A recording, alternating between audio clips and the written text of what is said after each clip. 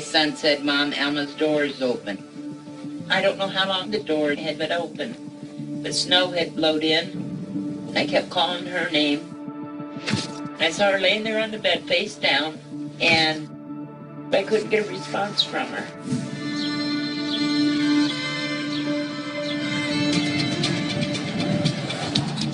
She was only 29 years old when she was murdered. Right. Alma Knopfsinger was a single mom with 3 children in probably what was one of the safest places in the country. She was a tiny little thing, too. 5'3", 104 pounds. Sweet little Alma, who shouldn't have had an enemy in the world, somebody wanted her dead. You have to look into everybody in her life at the time to see if any of them had some kind of issues going on that would make them so mad at her they would beat her to death like that. I know. 32 years. It's a long time. Maybe there's more we can find out. This will be a challenge because the case was originally investigated by the local law, who did their best at the time. But this was before forensics as we know it today. He hadn't worked a whole lot of murder cases because they don't have that many here. Good for them. Yeah. When I read the case, it scared me because it's 32 years old. That's a lifetime. And how many witnesses can still be alive and still be locals? It only takes like 2 good witnesses to make a case. You don't have to have 56. We want 56, but we'll take 2. Do it. If they're good, that's all you need. So now we have to try and figure out who had the anger and the means to murder poor Alma and leave those babies without a mother. It has been 16 years and still no answer. Police consider her killing a cold case. Years later, the case is still unsolved. There are so many cold cases out there just waiting to be solved.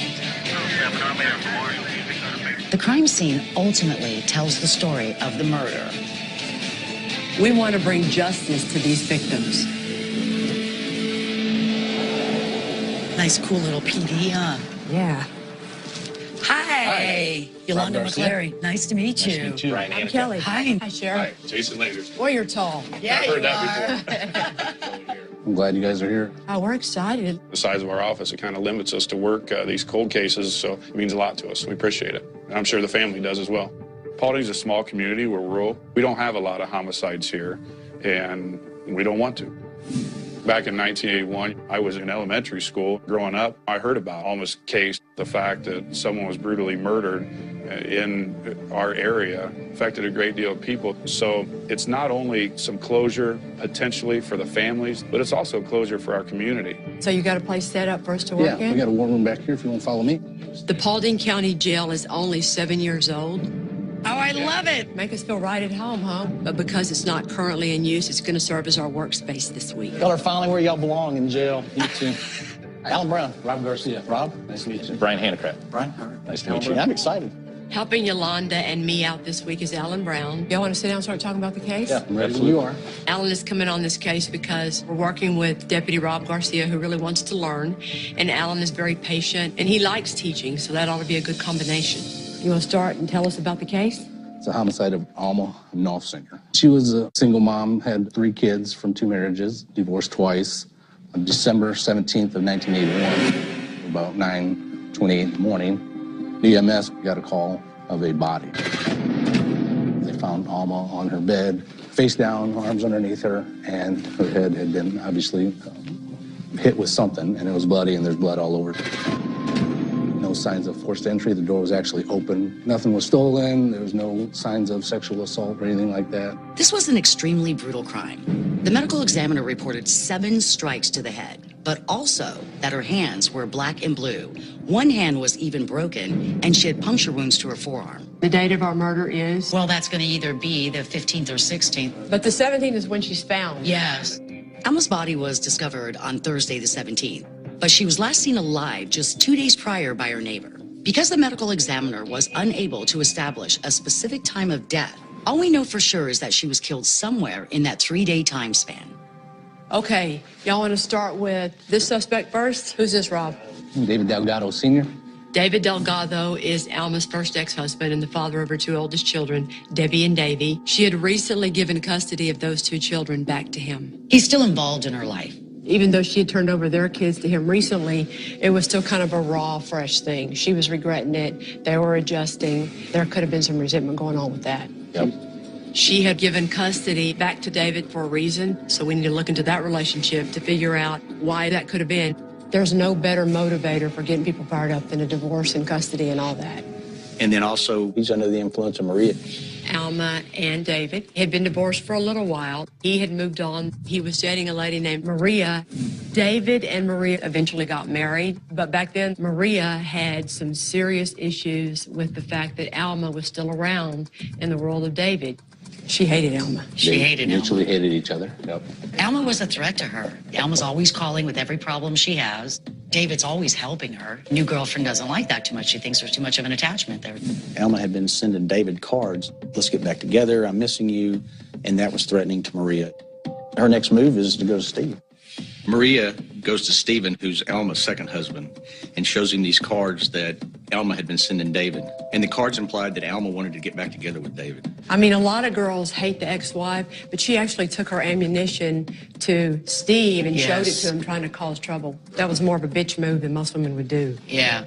Maria was a suspect in the original investigation. She failed her polygraph, but polygraphs are not admissible in the courtroom, which makes it even more important that we go and talk to her again and ask her all of our questions. So the last suspect is Steve Knopfsinger. Steve Knopfsinger is Alma's most recent ex-husband. The two had met while working together at a meat processing plant called the Dinner Bell. They married and had one son named Ryan. When he was 2, they got divorced, and she gained custody. He was making an effort at the time to try to reconcile. He was very jealous, apparently. He's definitely committed to that relationship, but she's not. He wasn't over her, she was over him. Correct. Correct. Maria stirs the pot. Alma and Steve start getting separated. Divorce is filed. It gets final pretty fast, and 7 months later, she's dead. So Alma had 2 ex-husbands, and one of them is with a very jealous woman who goes crazy if he even talks to her. I can't tell you how many cases are prosecuted that were because of a divorce. Those issues between people never go away. Our first stop is to visit the members of Alma's family. We want to go meet them and see how they've dealt with this horrible tragedy. Hello. Howdy. Hi. It's so nice to meet you. I'm Kelly. I'm Kelly. It has been very trying not knowing who did it and that they're still out there. This case has been open for 32 years. It's time. Tell us some stories about Alma. When she was a little girl, what was she like? Oh, she was quiet. She was? She's very quiet. She was very, very caring. In 71, she was seeing David. They met at the high school here in Defiance, and she got pregnant with her first child. They had gotten married and didn't tell anybody. Oh. Well, it seemed like she was really in love with him. At the time, yes. Yeah. Yes. Was she a good mom? Yes, she was. She adored Davy. I talked to her almost every weekend. Okay. It was just, how are the kids, you know, and just She general never gave stuff. you any hints about what was going on? Nothing. Never. She kept it all to herself. Mm-hmm. And when you first heard, what'd that do to your mom and dad? Oh, devastated. You guys showing up, this happening now.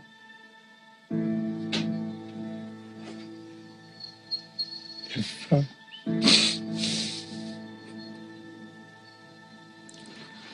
excuse me. Okay. I think about her every day, and everybody else does too. So, we're going to try our very hardest and try and find everybody we can to put all the little pieces together. Good. Okay? Yes. There's hope. Yeah.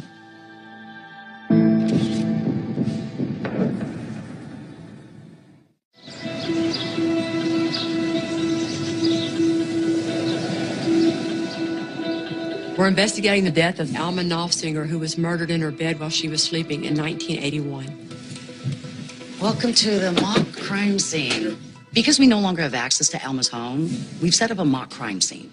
My hope is that it can still teach us something about the case. The blue lines would be your walls. So this will at least give you a visual, since we can't go back 32 years. Alma was found face down in her bed, dressed in a nightgown and a robe. The pillows and mattress were soaked with blood. Other than a couple of pillows on the ground, nothing else seemed out of place, which tells us whoever killed Alma was able to sneak in silently and approach her undetected all while Alma was sleeping. I know in these pictures you see a lot of blood. When you look at her, you got blood from the waist up, which would indicate someone's sitting on her and hitting her. If I'm on top of you and I'm trying to hold you down, say I am striking you, and you're trying to get up, you're moving hard, you're moving your face around that pillow, those sheets, everything. She literally has abrasions on her chin. So what's hitting her head? We're not seeing anything distinctive here. Like a hammer will leave that round mark impression that you can see. No weapon was found in this case. Whatever was used as a weapon wasn't anything heavy enough to cause the skull to completely cave in. Now, she does have skull fractures, so I would probably gear more towards a material like wood, because metal caves and wood doesn't tend to do that. She also has on her arm a small 1/8 inch in diameter puncture wound. Both of her hands are so swollen and black and blue. And in fact, her left hand is broken. Plus, remember when she was found, she actually had hairs recovered from her hand at the time. Yes. Her own hair, not the killer's hair. What do we always do when someone's striking you? You bring your hands up because it hurts and you're trying to protect yourself. Although ME could count 7 distinctive hits to her head, that's not how many times she was hit. A lot more than 7. If her hands were taking some of these blows to the point that one broke, that tells me that she was hit far more than what we can tell just from her skull damage. When you have those blows directed like to the face and the head area, that's like a personal attack. I mean, that is like... And how angry the person was, how they had to know who it was, how they had to know where they were going. And that's not just, I meant to kill her, that's, I'm mad and I mean to kill her. A lot of rage. We need to find out which of our 3 suspects, David, Maria, or Steve, could have hated Alma enough to commit this brutal murder. We're going to start by looking at the person Alma was closest with, her first ex-husband, David. How did Alma feel that David ended up with 2 kids? Well, she dismissed them kids so much, and she said it was foolish that she gave them up. I mean, she was really upset. After marrying Steve and having Ryan, Alma gave custody of her 2 oldest children, Debbie and Davy Jr., back to their father, David. It's possible that this was still a point of contention between Alma and David Sr. Did Alma have a good relationship with Dave, her first husband? Yes. With the kids and everything? I never saw nothing out of control, or you know what I'm saying? Dave and her kind of was trying to get back together. And of course, Dave's girlfriend, Maria, didn't like the idea. A few times I met her, I had heard she was a very jealous woman. Was jealous over Alma coming around or being around? Right. Maria has motive because Alma is attempting to get back with David.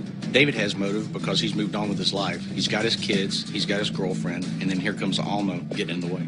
So either David or Maria could have been upset enough with Alma that they would be willing to kill her.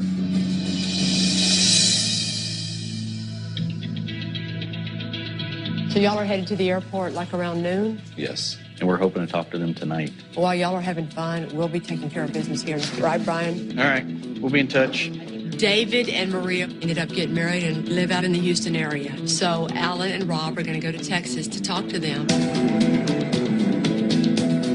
What I always try to do when I go on these deals is try to figure out something new to ask or close up a few loopholes.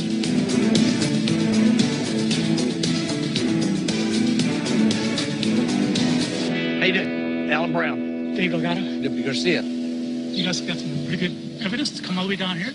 We're doing all right. Yeah. We don't want to tap a lot of your time. Is Maria here too? Can we talk to her and then maybe talk to you? Sure. Did you ever have any crosswords with Alma at all? Not really. Do you remember when Alma signed the custody papers over and gave her kids full custody to David? I was just told about it, but I don't really remember. Tell us about the cards that were being sent and you found. Oh, well, I mean, how would you like it if your wife or girlfriend was receiving notes and, you know, thinking of you, cards? We interviewed Maria for roughly an hour, and we were very pointed in our questions because we wanted to know if she was angry enough to kill Alma.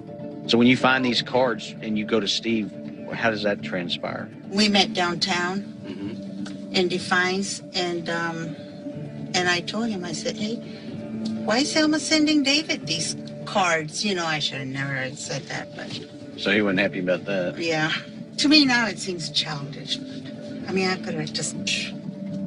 By showing Stephen Knopfsinger those cards, That caused a rift in Steve and Alma's marriage. She basically got this ball rolling, which caused the divorce. Well, we appreciate your time. To me, Maria has motive, but it's very light. And she was very straightforward. I got no vibes from Maria that she had any intention on ever harming Alma. So knowing Alma, you're her first ex-husband. Yeah, we've been together for many years, so she'd always confide to me or, ask for advice or whatever, She appears to be a good mother and a Yes. good person. Would that be your opinion of her? True, because even during the divorce, I said, look, you can have a car, you can have a house, the whole thing, just let me have custody of kids. She said, no. So at what point did she really start trying to get back with you? When she was pregnant, she comes to me and I said, I'm sorry. I just can't, have you come back or, get married again or whatever because I just couldn't handle this. I guess there were some things that was going on with Steve that I didn't know. She didn't know where to go to. She didn't know what to do anymore. Right. And so, well, I guess, no choice, just get married then. Well, then after a while, it's like, well, now he has her. According to David, Alma had confided in him that she didn't even want to marry Stephen. She tried to back out. She went through with it because she was pregnant with Ryan. She knew she made a big mistake. But she related to you that the reason for giving the kids custody to you was because of Stephen. Yes. Yeah. And what he was doing to him, his treatment. Yeah. Steve could get along with David and Debbie. They always talked about Steve getting a rubber band and always hitting Debbie with a rubber band. It's just out of meanness. She'd make Debbie cry, and after a while, Alma just couldn't take it. She says, "Okay, you can have custody of the kids." Well, I knew right there that that's not like her. In talking to David, it didn't appear he had any kind of grudge towards Alma over the children or anything else. We appreciate your time. I hope they make it the result. Thank you. Get your back.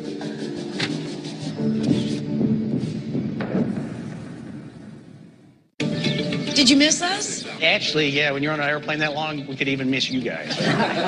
We've learned that Alma Knopfsinger gave up custody of her children, Debbie and Dave Jr., because of problems with her second husband, Steve. That's a big sacrifice for a mother to make, and that tells us that things must have been really bad with Alma and Steve. Does anybody still feel like David Delgado and Maria Delgado need to be on the suspect board? Not at all. All right, let's take them down. With David and Maria cleared, this is a case with one suspect, Stephen Knopfsinger. Hello, is this David? Yes, it's David. This is Lieutenant Hancrat at the Paulding County Sheriff's Office. How are you? Hi, fine. David Jr. was 10 years old when his mother was murdered, but he lived with Alma and Steve before she gave up custody. Well, Ryan was little, so I don't remember a lot. He was never nice to me and my sister. We weren't as real kids, like Ryan was. But Steve definitely was a kid, physical with my mom. When I went into, the family room one day, and Steve was, holding my mom by the arms and grabbing her real hard and stuff, and, me being a little kid, I was like, leave my mom alone. And he just yelled at me, and he was like, you want me to break her arms right here, right now? Alma never filed any police reports of domestic violence, which means that if Steve is Alma's killer, anything that Debbie and Davey Jr. saw with their own eyes or heard with their own ears could be crucial to this case. Can you talk a little bit about what, if anything, you remember about your mom?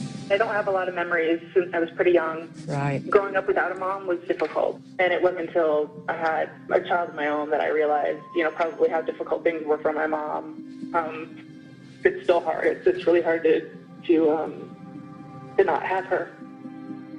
What do you remember about Steve? I don't have that many memories of him, just that he was not a really nice guy.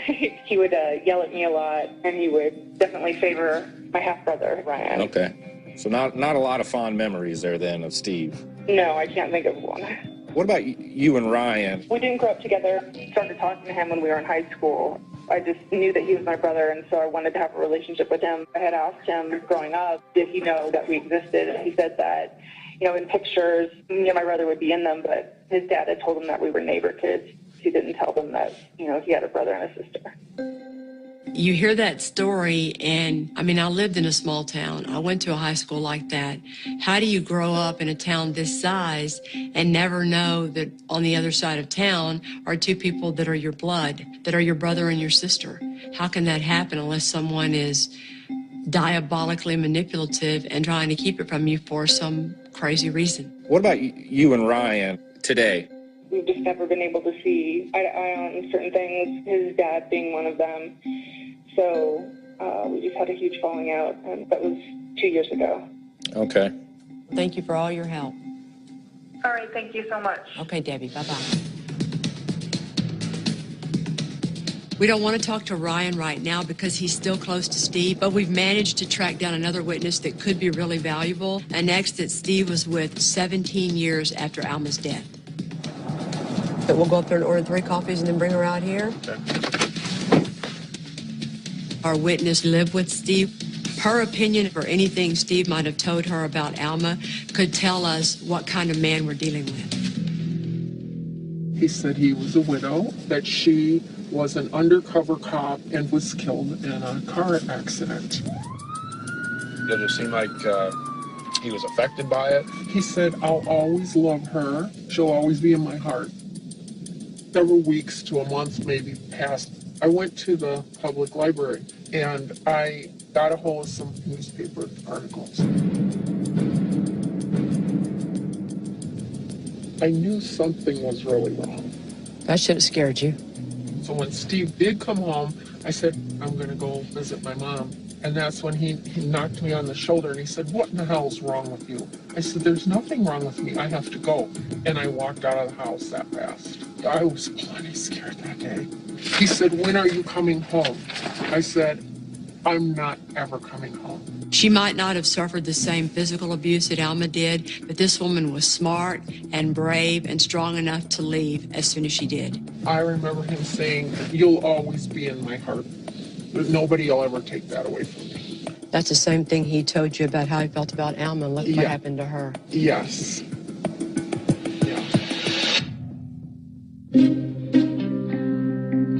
As we expand our investigation to the people who were close enough in Steve's life, we come to his family. You have a seat right back, Mac. Okay. There's not much from them at all in the case files, so they could have some new information. Jim, you may have some information for us on this homicide case. Well, I was married to Steve's sister. What can you tell me about it? I remember hearing that he could have done it. That was the atmosphere amongst the family at the time. Mm-hmm. Did you have any firsthand knowledge of that? I remember hearing that there was a nightstick or a stick he had in the car beside the driver's seat. Steve had the club in his car? Yeah. He used it for, like, when he was hunting or whatever, to hit the animals if they wasn't dead, this kind of stuff. A wooden club could have caused most of Alma's injuries, especially the type of damage seen in Alma's skull. It's worth trying to find out more about it. Did Elaine ever say she's seen it? I think so, yeah. Would she stick up for Steve? Would she tell us her true feelings? If you ask her a question, she's going to answer honestly. Okay. No matter what. Hi, Elaine. How are you? We talked to your ex-husband, Jim. Yeah. And do you remember Stephen ever carrying a club in his car? Yeah. He did? Yeah. It's called a smoke stick. A smoke stick? Describe a smoke stick to me. It's a long piece of wood. I'm thinking it's like... So that's about 3 feet? Yeah. 2.5, 3 feet? They would hang half a beef on it at dinner bell. Okay. Something like that. Hang a half a beef, so like... Hang meat on it. A stick and then the hook would hang on it? From what I gather, yeah. Yeah. This smoke stick could possibly match Alma's injuries, but it only helps our case if we can prove that Steve had it for protection. Did he still have it in the time frame of when all this transpired? He had already gotten rid of it. Why did he get rid of it? Oh, he mentioned that Ryan wanted to play with it, and he didn't want Ryan to play with it. Okay.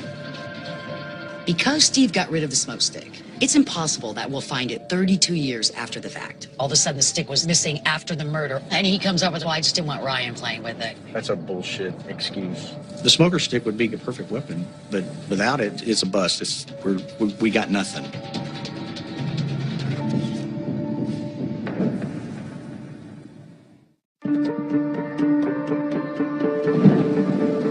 Without a murder weapon, we still need insight that can connect Steve Nossinger to the murder of his ex-wife, Alma. So we're on our way to question Steve's sister, Cheryl, and her husband, Tom. She is his sister, so you have that bond from being a sibling, and they don't want to tell. You know, they don't want to be the one that says, I put my brother in prison. At first, it appears they don't want to talk to us. And then Tom tells us the whole family's scared of Stephen Nossinger. He's violent and he's odd. So Tom tells me that Steve Nossinger had a wife before Alma, and they had a son that was stillborn. And that after that, Stephen was never the same. When it came to Stephen's first living son, Ryan, he didn't care about Alma, he didn't care about the divorce, he didn't care about anything but Ryan.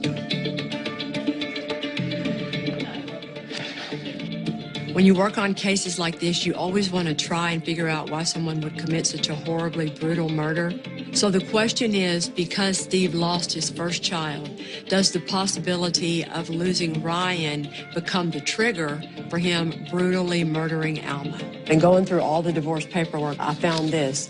They file for the divorce, then they try to reconcile. In the middle of the counseling time period, this says, on or about the 8th day of March, while at their home, the plaintiff, that's Stephen, he's the one that filed for the divorce, did physically abuse her by grabbing her by the arm and throwing her to the ground and threatening to break her arm. So there's 2 incidents. At least 2. Yeah, and this is when they're supposed to be getting back together again. Okay. He's at his best to convince her to stay with him, and that's what happened. 5 months later, she's dead. This is what he says in his affidavit filing for divorce. My wife departed the marital domicile Thursday, January 29th, 81. I fear that if my wife is granted custody of the child, that she will keep the child from me and I will never see the child again. It's looking to me like Steve was going to go along with divorcing Alma, but when he wasn't going to get custody of Ryan, he could not handle it. When Steve went to court to get custody completely in his name, it says in here, for the reason that the child's natural mother died on December 16th, 1981. I thought that was kind of funny. It's pretty interesting that Steve is picking such a specific date because law enforcement never actually determined which day she died. Maybe he's got the date right. What do y'all think? Yeah, because if you killed someone, you're not going to forget. You can tell him, even the police are confused exactly when she died, but apparently you're not.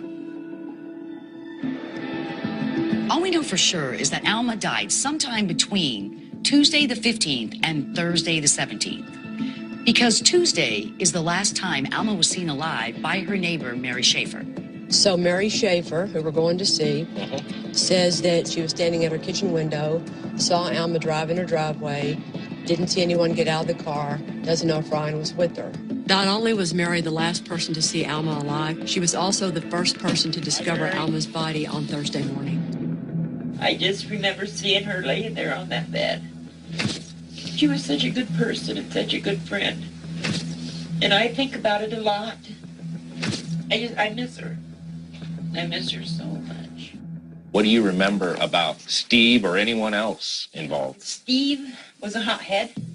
Before I had even met Alma, she came over to my house one night, pouring down rain, and she said that her and Steve had gotten into a big fight. I said, "You want to call the cops?" And she said no. So she was distraught enough to run out and go to somebody's house she's never been to before. Right. I know she was scared of Steve. How was Alma as far as letting Steve have the baby on his off days? She would let him have him whenever he wanted him. When is the last time you talked to Alma? A Monday, just before she was killed. She just called me and told me that Steve was all upset. And they got into a big argument about it and stuff. And she told Steve that he wasn't going to get Ryan any more other than regular visitation time. We may have just found the trigger that pushed a sick man over the edge. She is going to be the DA's #1 star witness. Heck yeah. I've worked a lot of cases where divorce is the motivating factor. I had a case where a woman left her husband and he pulled up to her house, got out of the car with the bat, and beat her upside the head with that baseball bat over and over and over again. You see that kind of anger and rage, and it tells you who the killer is, just like in this case. We need to always ask ourselves, who wanted Alma dead? I think it's time to prepare for a face-to-face confrontation with Steve. We have the Defiance County Sheriff's Office ready to go. As far as we can tell, he was potentially home yesterday afternoon. He has a white Ford F-150 registered in his name, which was there yesterday. We've got the unmarked units ready to go. We've got the security detail set several blocks away.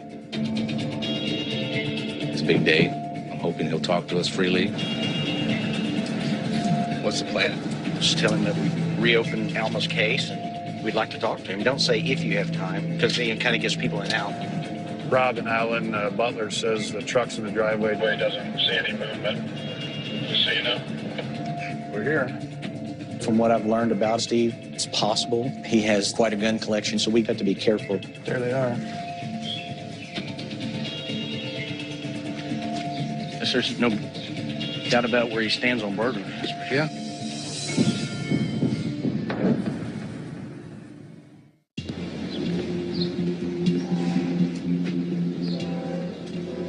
you see them down there? I see them. He only has one vehicle that we know of, right?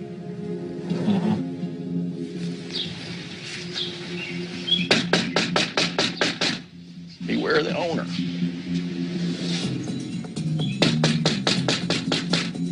A guy with signs like that probably doesn't enter his door very easily. Because of those signs on the door and because of people telling us how opinionated he is and how odd he is, I thought he was home. He just wasn't answering the door. Come on, let's walk over and see. It was open a minute ago. That was? Yeah. So he's home. All right, we're going to call him because I think he's in here.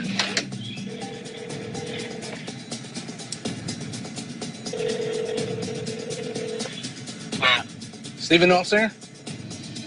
Yes. Stephen, it's Deputy Garcia from the Paulding County Sheriff's Office. We're at your house. Are you home, sir? No, not at the moment, I'm not. Yes, he is. Can we set up a time to talk to you? Well, I'm out at the mall right now with a friend of mine. Do you know where the Defiance Sheriff's Office is? Yes, I do. He ain't at the mall. He's really at the mall. No, I think he's in his house. Okay. There's a very good possibility he's in there. I guess we'll go to the sheriff's office.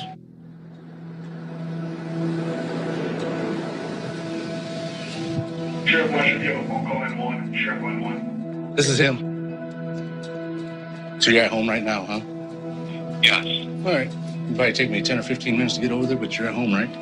Yeah, yes. He says he's home and he has to stay there and watch the dogs. He's always been home. He's always been home. I told him it'd probably take me 10 or 15 minutes to get over there. Steve Knopfsinger calls back and says, you know what, on second thought, I'm not coming down there. Y'all can come to my house if you want to talk to me. I'm going to ask you, why'd you lie to us about being at the mall? Because he's a freaky man that doesn't ever when answer his door.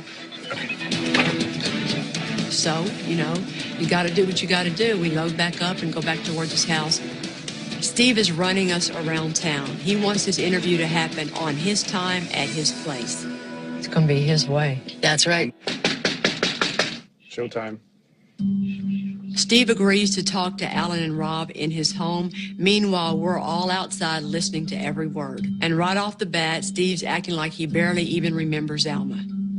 Last time he sees her alive, and he doesn't remember. If it was innocent, he would. Don't you remember the last time you saw your brother? Or the last time I saw my mom? Exactly. Remember? And we didn't do anything wrong. They ask him every question we have about Alma, about Ryan, about the abuse. His answer to nearly every question is, I don't remember. He's pretty smart. He just won't say anything. He's starting to get comfortable and close down, isn't he? That happens in cold cases all the time. It's the I don't remember defense.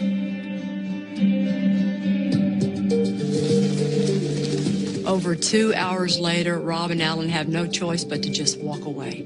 When things became uncomfortable to Steve, if I had a question for him that he didn't seem to like, he had a drink, and he'd drink from it. And he'd get up and walk off and say, oh, let me go over here and get a towel. And he'd wipe the kitchen table and come back. My feeling is Steve was calculating and thinking of an answer, the right answer that he wanted to get. It's frustrating, but there's nothing you can do about it.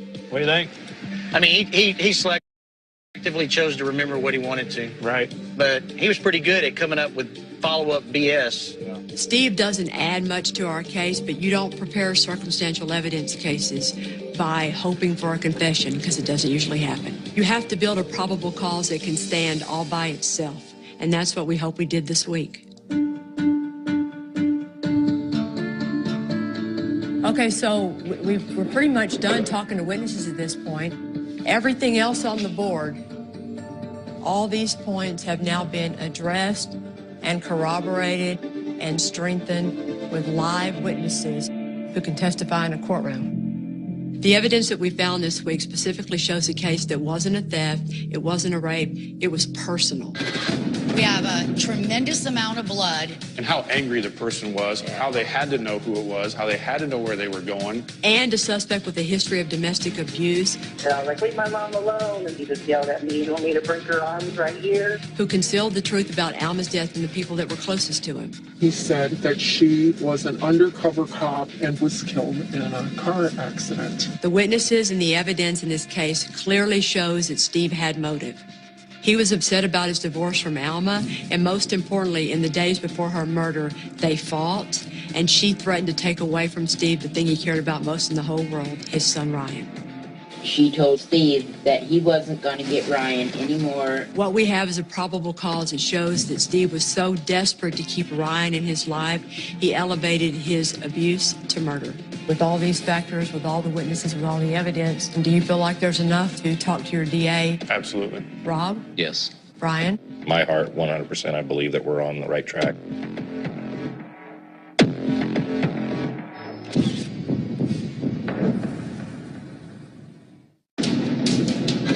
On November 16, 2002, Bud and Latina Matlock were gunned down.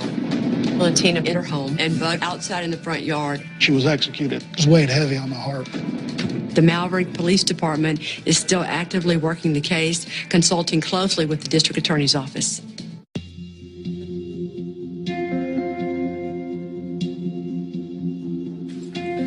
Paulding County has never had to work on a cold case before. So as Brian, Rob, and Jason bring in the prosecutor and present the probable cause to him, it's a chance to solve one for the first time.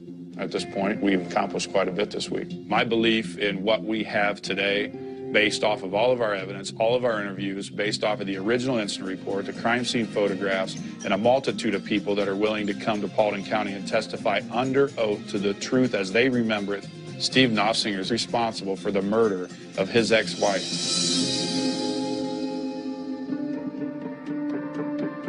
Okay, we're dying to know. All right, so here's the deal. We laid things out for him.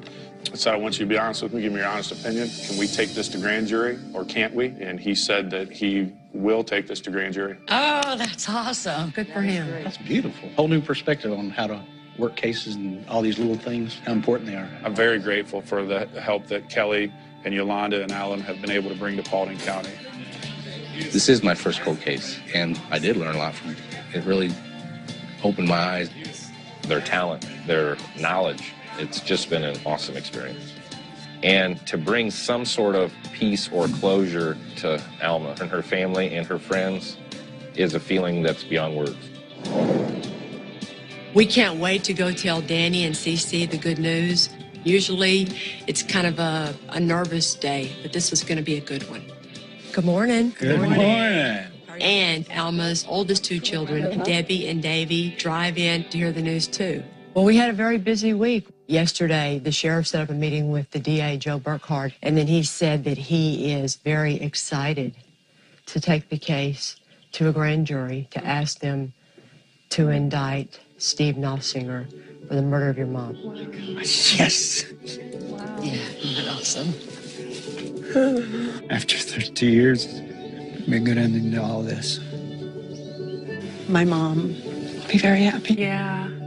And I think that when a jury of people here in this county hear it one day, they're not going to have any trouble finding him guilty. Wow. I know it's a lot to take in. All of your faces are just kind of like... I think they're stunned. Yeah. I'd kind of given up. Hopefully she'll get justice and closure and be at peace, and the family will too, and I will see her someday again. Y'all don't have any contact with Ryan right now. You might reach out to him when you feel ready. He's lived his whole life with a certain version of the truth in his mind. Mm-hmm. So sometimes it takes all the way to the trial when they hear it for the very first time. The best thing you can do is just be patient. Yes. There's just lots of moments in my life where I needed a mom and didn't have her. So that piece has always been missing. I feel bad for Ryan because he didn't have a mom either. And, you know, this is his dad. And so this is something that he's going to have to deal with. And it can't be easy. So I know there's like a lot of celebration and a lot of, you know, happiness for us. But I can't imagine what he's going to have to go through. Thank you so much. Thank you so much. It is really nice to be able to tell them good news that 32-year patience has finally paid off. After all this time, right? Yes. That's a great day. Prosecuting attorney Joe Burkhart convened a special grand jury in the case of Steve Knopfsinger.